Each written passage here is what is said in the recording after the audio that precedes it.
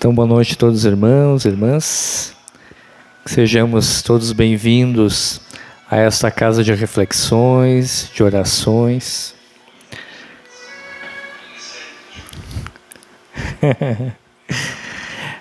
Então, que possamos ter aqui momentos de boas reflexões, que possamos nos conectar com as forças espirituais, com nossos mentores. E para iniciar então as atividades da noite, eu vou ler essa pequena mensagem que é de autoria do espírito Albino Teixeira. Está lá no livro Passos da Vida, pela mediunidade do Chico Xavier. E o título da mensagem é O que mais sofremos. O que mais sofremos no mundo não é a dificuldade, é o desânimo em superá-la. Não é a provação, é o desespero diante do sofrimento. Não é a doença, é o pavor de recebê-la.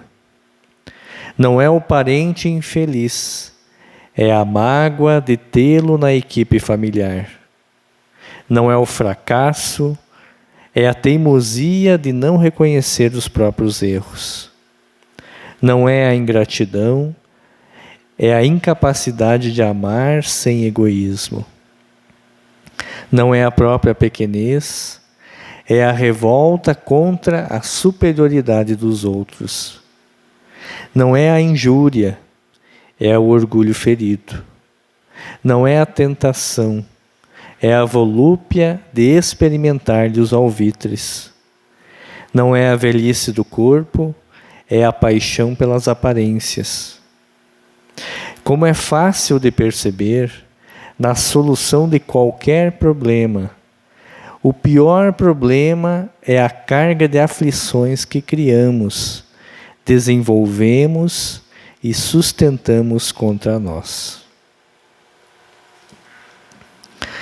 Então convido aos irmãos para nesse instante nós elevarmos o pensamento em prece, buscando a figura do Mestre Jesus, nosso irmão, nosso guia e modelo. Nos encontramos, Senhor, nesta seara, buscando mais uma vez entender um pouco mais sobre as leis que regem a vida, nos aproximarmos de Ti através dessas energias de paz, de harmonia espiritual, da presença amiga dos nossos anjos guardiães, dos mentores, dos protetores da casa. Obrigado, Senhor, por essa oportunidade de mais uma vez estarmos nesse ambiente. E te pedimos que os bons amigos espirituais possam trabalhar a nossa mente, o nosso coração, trazendo-nos as inspirações, as intuições, as energias que porventura estejamos carecendo. Ilumina-nos, Senhor, para que possamos compreender a mensagem da noite, assimilar esses conhecimentos, para cada vez mais viver o Teu Evangelho de amor na nossa vida diária. Em Teu nome, Senhor, é que iniciamos as atividades desta noite.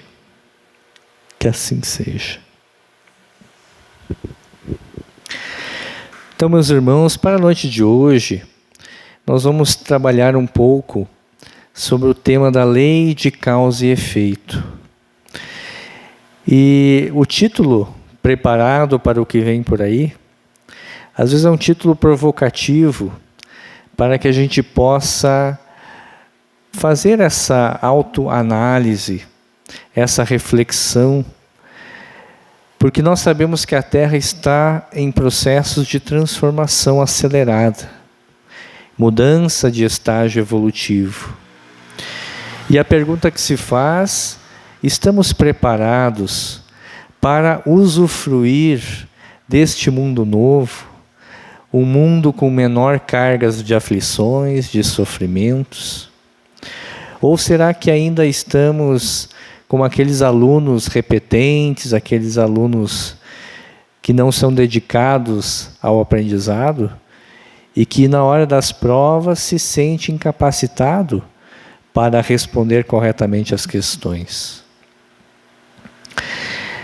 E eu começo fazendo uma reflexão em torno dessas situações aflitivas que marcam a coletividade periodicamente. Nós tivemos há poucos dias o terremoto que atingiu lá a Turquia e a Síria, causando dezenas de milhares de desencarnes, né? E não só isso, uma carga moral de sofrimento em decorrência disso, das pessoas que ficaram órfãos, das pessoas que ficaram sem o abrigo do lar. Enfim, são provações duras, difíceis. E eu sempre me dou conta que a doutrina espírita, para mim, é o que há de mais avançado para que a gente possa entender a vida, entender os acontecimentos, as razões. Diz que as questões fundamentais do ser humano é de onde vim, por que estou aqui na Terra e para onde vou depois da morte. E essas três questões fundamentais o Espiritismo responde com maestria. E ele vai responder até no detalhe, quando a gente identifica esses eventos coletivos como aquelas provas necessárias ao nosso aperfeiçoamento, à nossa renovação. Sobre a lei de causa e efeito, são vários ângulos que a gente pode olhar essa questão.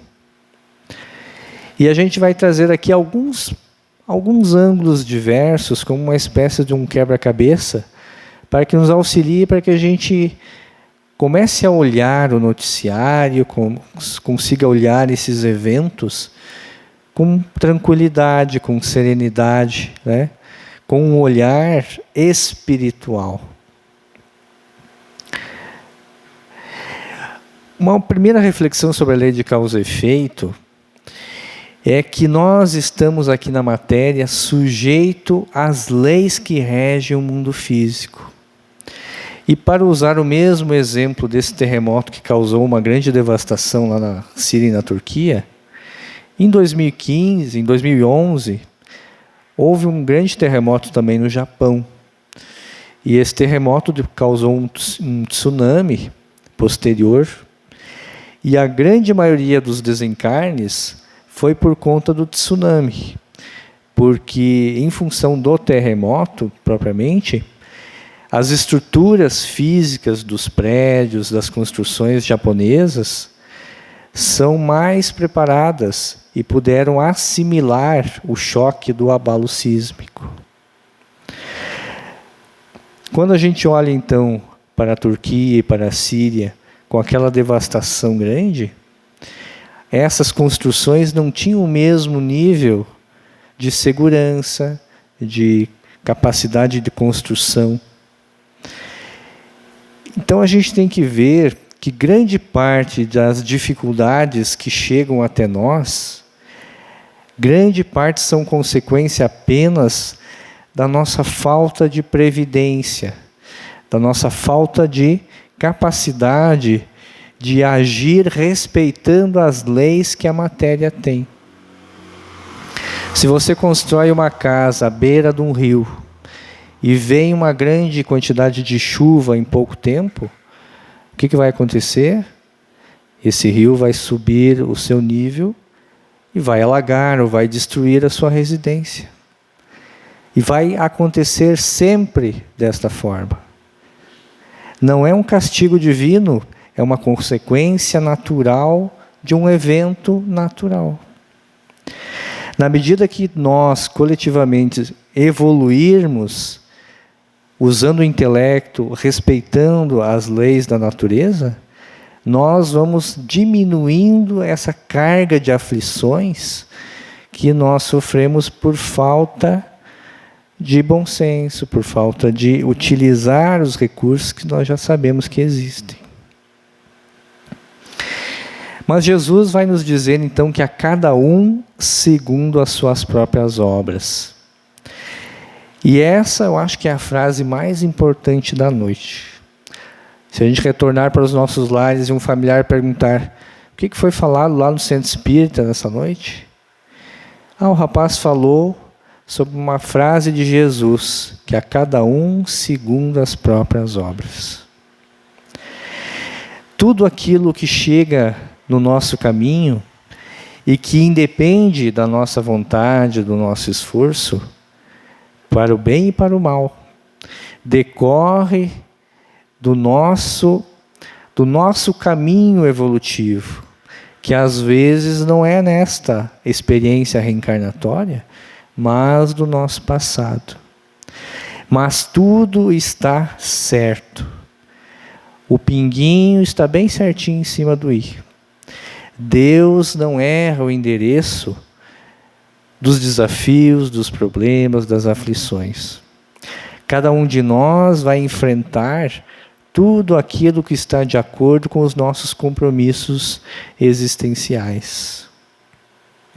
E lá no livro Libertação, tem uma reflexão do mentor espiritual que eu acho que é muito interessante. Quando ele fala assim que há milhões de almas humanas que se não afastaram ainda da crosta terrestre, morrem no corpo denso e renascem nele, qual acontece às árvores que brotam sempre profundamente arraigadas no solo. Grande parte da humanidade vive a experiência única da matéria, do corpo, atendendo às satisfações do corpo físico. A grande parte de nós não para um minuto para pensar que nós somos seres espirituais, numa experiência transitória, numa experiência pequenina aqui na matéria densa. E aí, todas as dificuldades, as aflições, elas vão ter um caráter potencialmente absoluto. Então, para uma pessoa, por exemplo, que não reconhece ou não acredita que a vida continua depois da morte, quando ela recebe um diagnóstico, talvez, de uma doença grave, de uma doença que pode levá-la a óbito, a tendência é que ela se desespere. A tendência é que ela se desequilibre em alto grau. Porque ela acha que morreu o corpo, acabou. É o fim de tudo.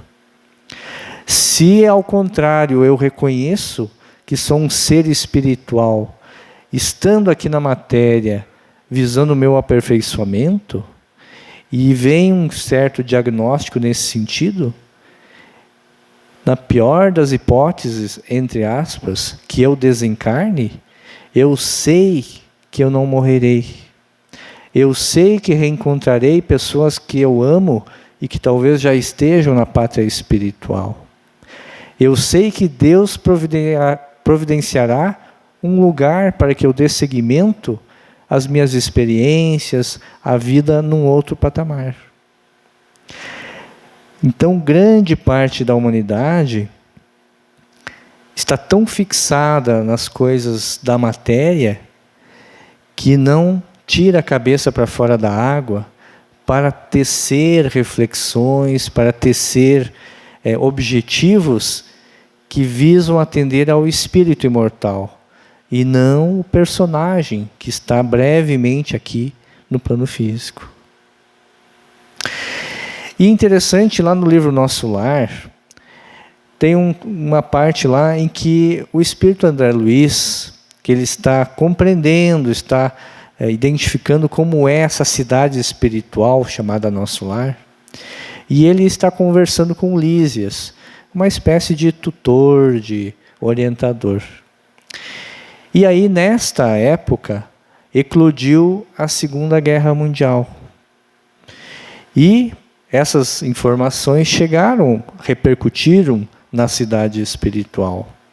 E o Lísias vai explicar para o André Luiz por que a guerra estava eclodindo e que iria acontecer efetivamente. Ele diz assim: a humanidade carnal, como personalidade coletiva, está nas condições do homem insaciável, que devorou excesso de substâncias no banquete comum. A crise orgânica é inevitável. Nutriram-se várias nações de orgulho criminoso, vaidade e egoísmo feroz. Experimentam agora a necessidade de expelir os venenos letais. Então, todas essas energias de ódio, de ferocidade, de egoísmo, elas vão inevitavelmente se materializar no mundo, nas palavras, nas ações, e coletivamente as nações fazem a mesma coisa. E nós estamos vivendo um tempo bastante perigoso nesse sentido, porque ao invés das nossas lideranças pensarem e avaliarem a necessidade da paz, estamos cada vez mais dobrando a aposta da belicosidade. Cada vez mais queremos nos sobrepor ao outro, dominar o outro, impor os nossos interesses. E tudo isso vai reverberar no plano espiritual que nos envolve. E Allan Kardec, lá no livro O Céu e o Inferno, ele vai demonstrar, vai trazer vários artigos, como uma espécie de um código penal, mostrando que as nossas ações aqui no plano físico, elas vão repercutir não só na nossa vida aqui, mas também na vida nossa no plano espiritual, após nós abandonarmos o corpo físico. E eu trago aqui 3 artigos que Kardec traz sobre o que ele estipulou como Código Penal da Vida Futura. Lá no primeiro artigo ele vai dizer: a alma ou o espírito sofre na vida espiritual as consequências de todas as imperfeições que não conseguiu corrigir na vida corporal. O seu estado feliz ou desgraçado é inerente ao seu grau de pureza ou impureza. Nós sofremos aqui, ou sofremos no plano espiritual, porque somos ainda muito imperfeitos. Somos ainda um diamante bruto, que necessita da lapidação, que necessita de altas temperaturas, para que a gente extraia do nosso íntimo os nossos potenciais evolutivos. Depois ele diz no artigo 3º: não há uma única imperfeição da alma que não importe funestas e inevitáveis consequências, como não há uma só qualidade boa que não seja fonte de um gozo. Quanto mais evoluídos nós vamos nos tornando, mais felizes nós somos, independentemente daquilo que acontece no mundo exterior. Porque o nosso mundo interior vai ser rico de harmonia, rico de paz, rico de compreensão da lei divina na nossa vida. E lá no artigo 29, ele vai dizer: certo, a misericórdia de Deus é infinita, mas não é cega. O culpado que ela atinge não fica exonerado. E enquanto não houver satisfeito a justiça, sofre as consequências dos seus erros. Por infinita misericórdia, devemos ter que Deus não é inexorável, deixando sempre viável o caminho da redenção. Então, independentemente dos nossos erros, das nossas fragilidades, nós haveremos de conquistar o progresso espiritual. É o nosso destino. A felicidade está cada vez mais brilhando à nossa frente. Mas a gente tem que se dar conta que enquanto isso não acontece, é preciso o nosso esforço de trabalhar essa evolução, de não infringir os códigos da lei divina. Como diz Joana de Ângeles, numa mensagem chamada Transição Planetária, ela vai dizer: é inevitável a colheita da sementeira por aqueles que a fez, tornando-se rico de grãos abençoados ou de espículos venenosos. Daí cabe a cada um de nós o exercício do livre-arbítrio, nas nossas ações, nas nossas escolhas, em todos os níveis, familiares, profissionais, emocionais. E eu acho que um exemplo interessante sobre a lei de causa e efeito são as histórias psicografadas pelo Chico Xavier, onde familiares retratam experiências e vêm dizer para aqueles que ficaram aqui o porquê de certas coisas que aconteceram, o estado em que se encontram no mundo espiritual. E uma história interessante é a história de 3 irmãos. Era o José, de 16 anos, o Jair, de 13, e o Osmar Fortunato, de 15. E eles desencarnaram em dezembro de 1961. Um casal, uma família japonesa, que era amigo da família deles, tinha arrendado uma fazenda, se eu não me engano, na cidade de Ibiritinga, algo assim, no estado de São Paulo. E um dos filhos estava de aniversário e eles convidaram, então, essa família para que fosse lá passar um final de semana. E eles foram, e esse casal de japoneses tinha um gurizinho. E os 3 maiores começaram a brincar com o gurizinho, correndo ao redor de uma piscina. Só que aí o Jair, de 13 anos, acaba se desequilibrando e cai na água. E ele não sabia nadar, ele começa a se afogar. E os outros 2 irmãos entram então também na água para tentar salvá-lo, mas também não sabiam nadar. E o resultado é que os 3 desencarnam, morrem afogados. E o gurizinho até tentou com uma vara de bambu socorrê-los, mas não tinha nenhum adulto ali por perto. E vocês devem imaginar a dor dessa família, né? Quando os 3 irmãos desencarnam nessa situação. E os anos passaram. Quando foi lá no ano de 1982, essa família então foi até Chico Xavier para buscar então uma explicação de por que aquilo tinha acontecido. E é interessante que o José, que tinha 16 anos na época, é o que vem e vai trazer as informações para a família. E ele conta que eles se afogaram e tal, e foram resgatados por espíritos familiares e levados a uma espécie de um hospital no plano espiritual. E já havia se passado em torno de 2 a 3 anos do desencarne, mas eles ainda inconformados. Por que eles tinham morrido tão jovens? E eles não entendiam ainda, não tinham noção. E então veio até eles um espírito familiar, mas de uma elevação espiritual maior. E ele disse: então vocês querem saber o porquê que isso aconteceu com vocês? Tal dia nós vamos trazer para vocês essas informações.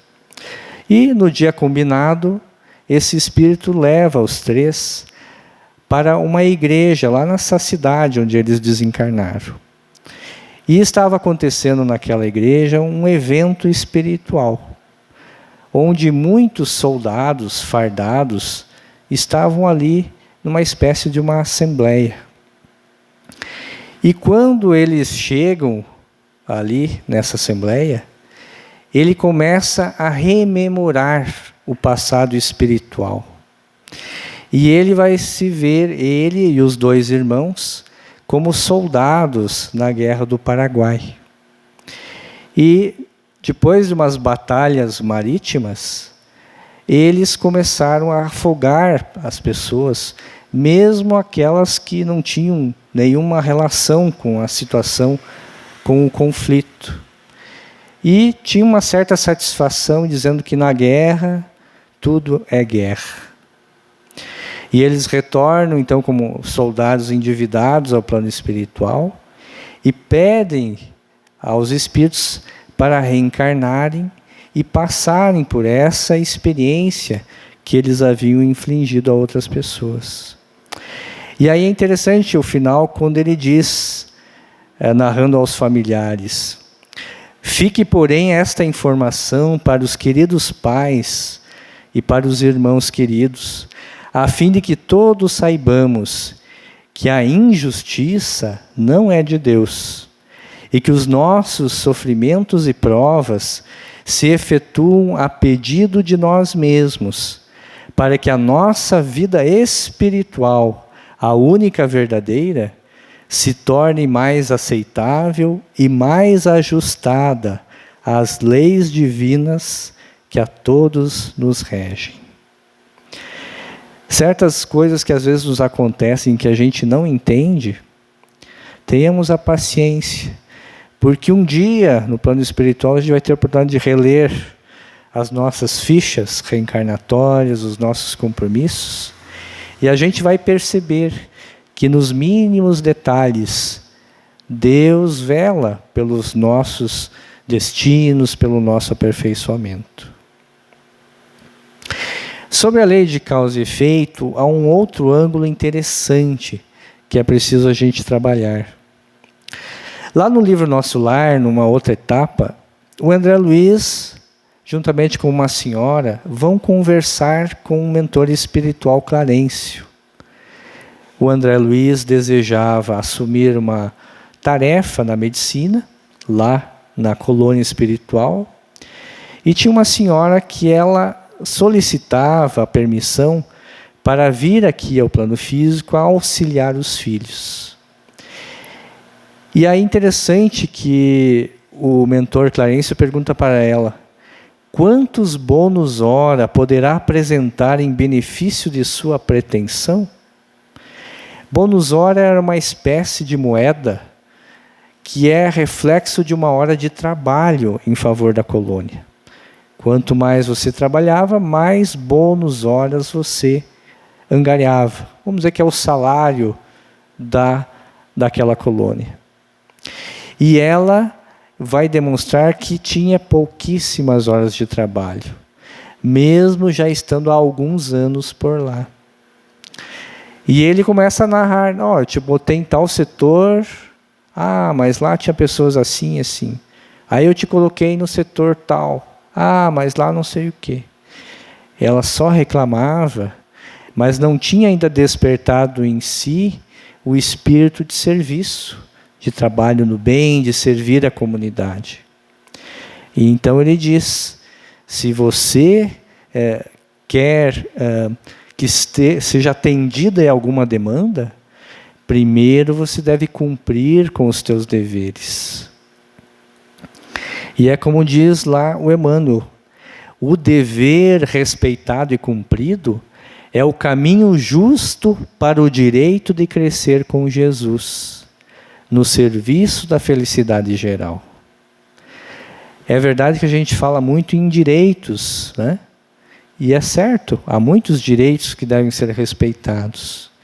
Mas nós devemos pensar também nos nossos deveres, no dever da gente ser honesto, no dever da gente contribuir com a sociedade, nos deveres para com a nossa família, no nosso ambiente de trabalho.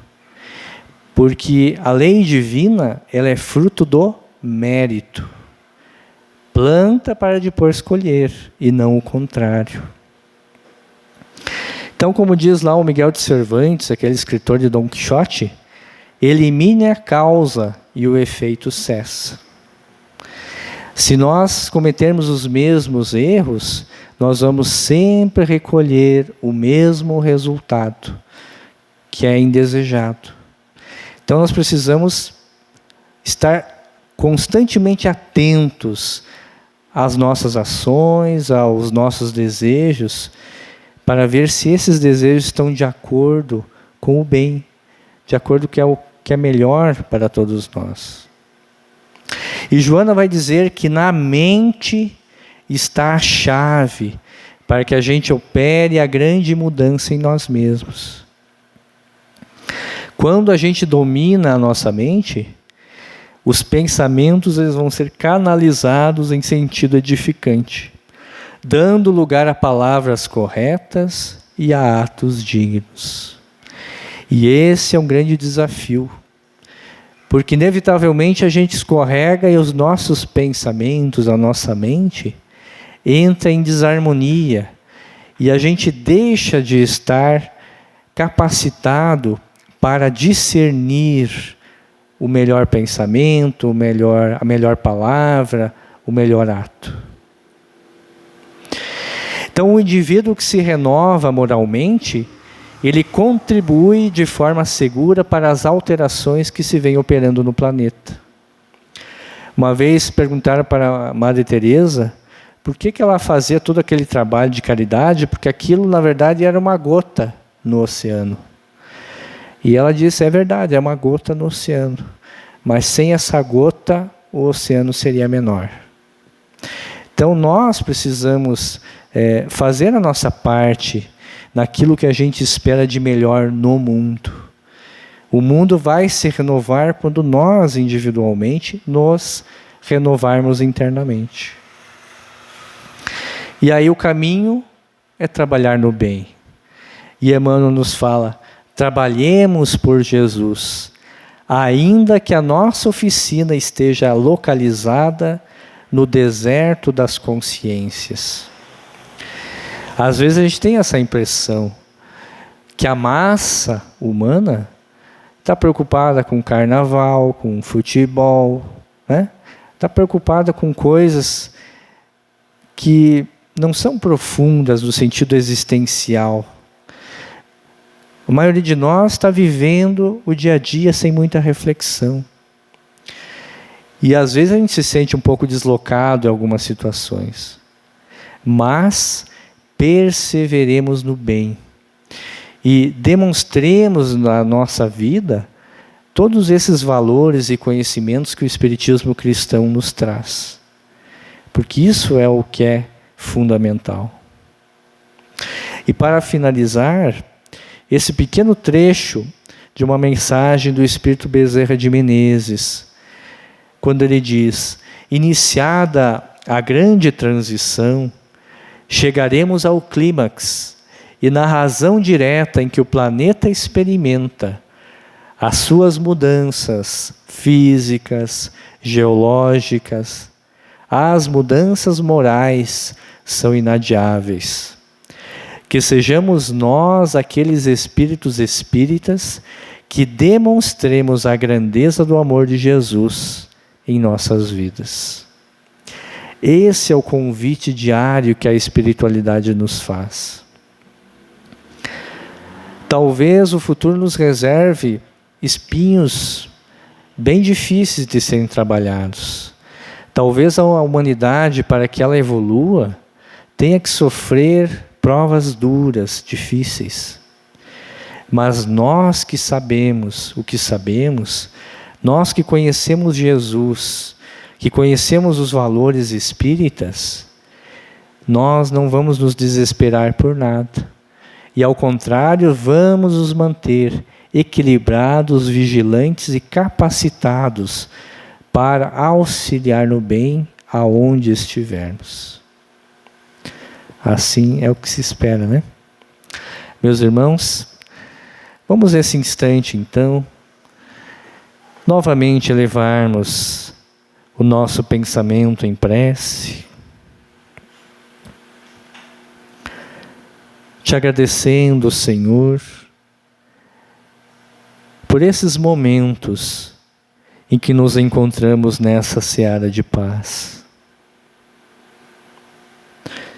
Que possam, Senhor, essas vibrações serem assimiladas pelo nosso coração, pela nossa mente, penetrando em cada célula do nosso corpo,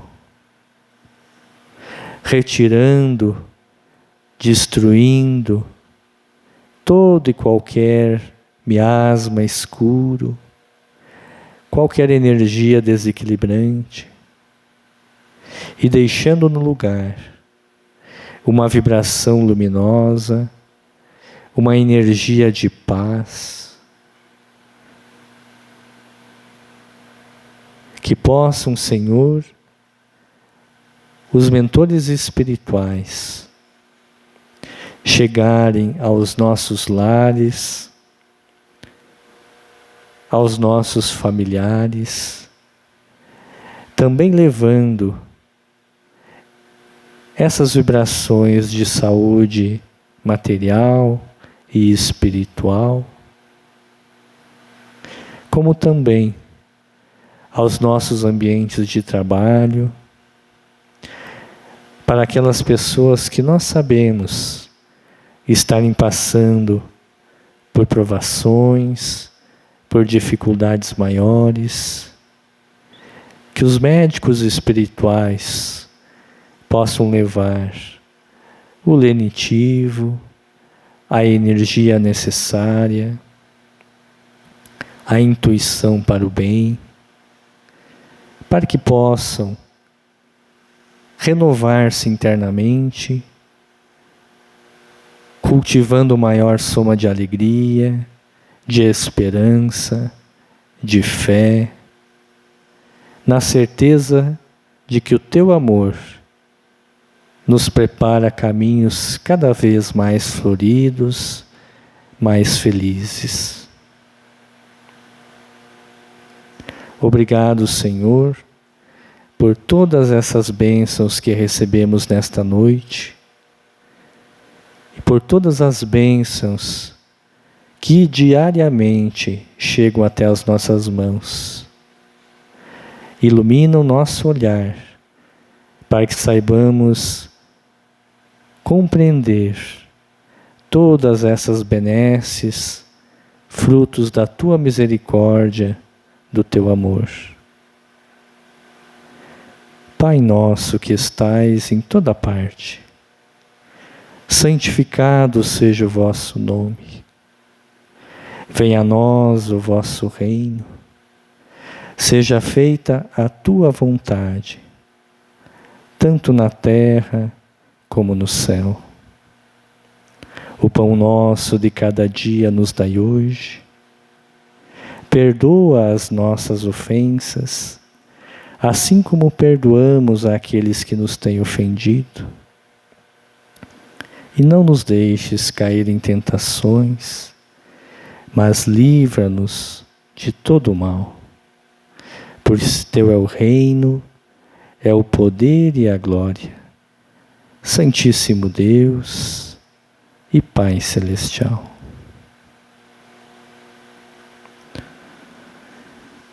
Meus irmãos, o passe foi ministrado, que possamos retornar aos nossos lares com essas energias, para que tenhamos uma semana produtiva e feliz.